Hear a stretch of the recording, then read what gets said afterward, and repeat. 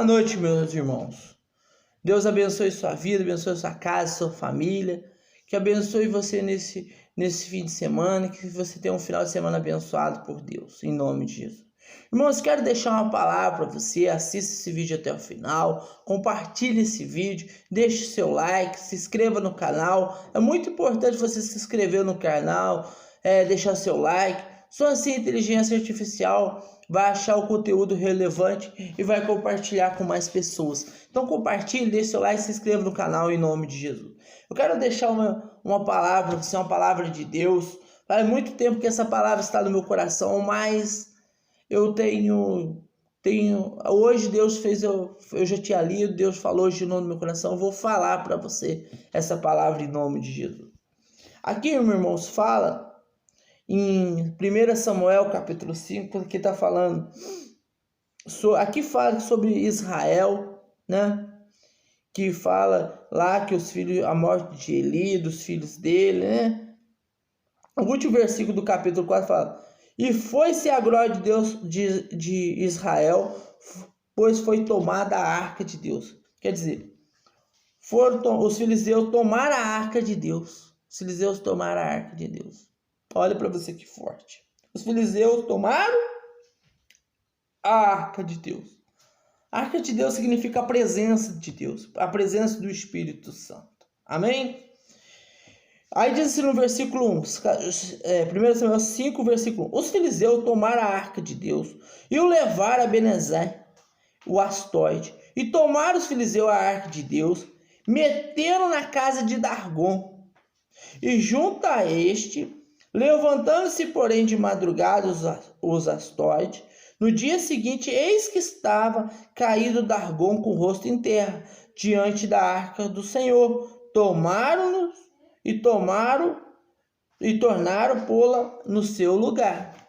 Então você vê aqui, meu irmão, que eles pegaram, tomaram a arca de Israel, levaram ela, tomaram o filisteu, a arca de Deus, meteram na casa de Dargom junto com o Deus deles lá, o Dargom, né? E levantando-se, porém, de madrugada os ações, no dia seguinte, eis que estava caído com o rosto em terra, diante da arca do Senhor, e tomaram e tornaram pô-lo no seu lugar. Quer dizer, eles puseram a arca de Deus lá, junto com o Dargom. E na noite, o quê? O Dargom, eis que estava Dargom com o rosto em terra, diante da arca do Senhor. Por que ele estava com o rosto em terra? Porque ele caiu. Eles acharam que ele era poderoso. A arca de Deus era a presença de Deus. E nada diante da presença de Deus fica em pé, irmão. A Bíblia diz que todos os joelhos se dobrará, toda língua confessará que Jesus Cristo é o nosso Senhor. Amém? Então, quando eles puseram lá o Dargom, eis que caiu em rosto e terra, dizendo que ele não tinha nenhum poder perante a arca de Deus, diante da presença de Deus, e diante do Senhor, da arca do Senhor, e tomaram e pô-lo no seu lugar. Pegaram o Dargom, levantaram ele de novo, pôs ele em pé. E olha você vê. E levantando-se de madrugada, no dia seguinte, pela manhã, eis que Dargom jazia caído de bruços diante da arca do Senhor. Eis que havia caído de bruços diante da arca do Senhor. E a cabeça de Dargom e as duas mãos estavam cortadas sobre o liminar, e dele ficara apenas o tronco. Liminar quer dizer loucura. Ele cortou ela. Como que ele foi cair atrás, né, da arca do Senhor? Eis que jazia caiu de bruços diante da arca do Senhor. Diante da arca do Senhor. E as duas mãos estavam cortadas sobre o liminar. Estava diante da arca do Senhor. Quer dizer, irmão, o nosso Deus, todos os joelhos se dobrará perante dele um dia. Toda a língua confessará que Jesus Cristo é o Senhor. Você pode ter certeza disso. Até o diabo, ele vai se dobrar perante o nosso Deus. Ele já se dobrou, né? Vai se dobrar perante as nações para mostrar que ele é um derrotado, que não pode fazer nada contra a sua vida. Aí continuando. E a cabeça de Dargom e as duas mãos estavam cortadas sobre o liminar. Liminar quer dizer loucura, pobreza, né? Mas ele foi uma coisa que não tinha explicação. Quem que cortou a cabeça do Dagon? Foi o próprio Deus. A própria presença de Deus derrubou ele perante ali, né? A presença de Deus derrubou aquele Dagon. Deus fez aqui para mostrar que ele era, a arca tinha a presença de Deus. E o que acontece hoje, meu irmão? As pessoas têm levantado muitos Dagon na vida dela. Tem levantado muitos Dagon.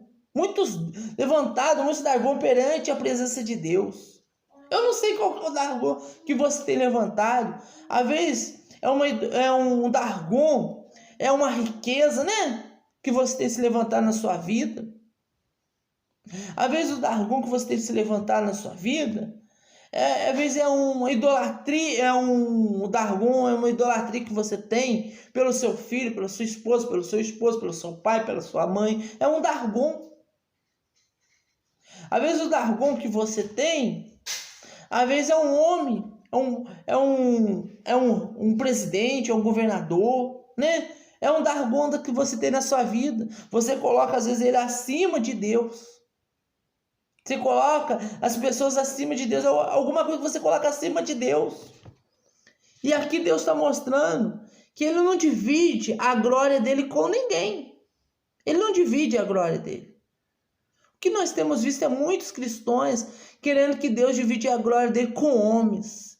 E Deus não divide a glória dele com homem. Não divide a glória dele com ninguém. Deus tem ciúmes de você. Sabia disso? Deus tem ciúmes de você.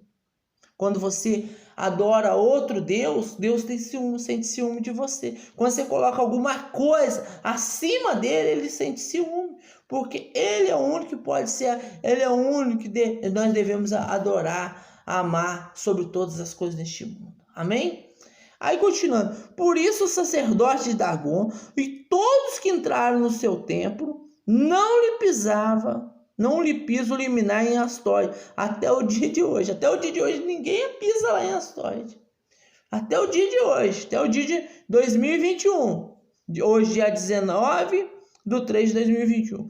Porém, a mão do Senhor castigou duramente os astóides, os assolou, os feriu de tumores, tanto os astóides como no seu território. Ele feriu eles do quê? De tumores. Porque eles tocaram na arca de Deus. Eles tocaram na arca do Senhor, meu irmão. Ninguém pode tocar na arca do Senhor. Ninguém pode tocar em Deus, meu irmão. Ninguém pode tocar em você, porque você tem a presença de Deus. Você tem a presença de Deus. Você tem o Espírito Santo. Ninguém pode tocar em você. Você não pode, irmão. Ninguém pode tocar em você. Mas Deus não divide a glória dele com ninguém, meu irmão. Ele não divide a glória dele com ninguém. Não adianta você falar que eu estou errado, mas Deus não divide a glória dele com homens. Ele não divide a glória dele com homens. Aí continuando. Vendo os homens de Astóide, que assim era, disseram: não fique conosco a arca do Deus de Israel. Não fique conosco a arca do Deus de Israel. Oh, meu irmão, se reconhecer, se tiver se dobrar diante do nosso Deus ali. Não fique conosco a arca do Deus de Israel, pois a sua mão é dura sobre nós e sobre Dagon, o nosso Deus. A mão de Deus é dura sobre nós e sobre Dagon, nosso Deus. A mão de Deus, irmão, não é que a mão de Deus... Aqui, a mão de Deus parece... A mão de Deus não é dura. Duro é o seu coração. A Bíblia diz que o nosso coração é obstinado pelo pecado. O nosso coração é obstinado por esse mundo. A Bíblia diz isso. Que nós estamos sofrendo por dureza de coração. Aí continuando. Nosso Deus. Aí diz assim no versículo: pelo que enviaram mensageiros, congregaram-se todos os príncipes de Deus, disseram: que faremos da arca de Deus de Israel? Responderam: seja levada a arca de Deus de Israel até Gate, pois a cidade levaram até Gate. Depois de ter levado, a mão do Senhor foi contra aquela cidade, com muito grande terror, pois feriu os homens daquela cidade, desde pequeno até grande, e nasceram tumores. Olha, você vê. porque eles brincaram com a presença de Deus. Para de brincar com a presença de Deus. Para de brincar de estar na presença de Deus. Hoje você está bem, amanhã você está no pecado. Hoje você está em santidade, louvando a Deus, buscando a Deus. Aí amanhã você está lá pecando, está no pecado, está no mundo, está lá de volta no mundo. Para de brincar com Deus, meu irmão. Você está no tempo da misericórdia. Você está no tempo da graça de Deus. Irmão, mas pode ser, Jesus pode voltar a qualquer momento. E se você estiver lá no mundo, estiver lá no pecado, você vai ficar. Amém? Pense nisso. Aí continuando. E levaram até Gai. Depois de ter levado o terror, pois feriram os homens daquela cidade, desde pequeno até o grande, ele nasceu tomou. Então enviaram a arca de Deus Euclon. E sucedeu, porém, que lá chegando os euclonistas clamaram, dizendo: transporte até-nos a arca do Deus de Israel para nos matarem? Olha o temor que eles tinham. Eles sabiam o poder de Deus, sabiam o poder daquela arca, que a própria presença de Deus estava ali. Transporte até a nós para nos matar, a nós e ao nosso povo? Então vieram mensageiros, congregaram a todos os príncipes filisteus e disseram: devolver a arca de Deus a Israel. Devolver a arca de Deus a Israel.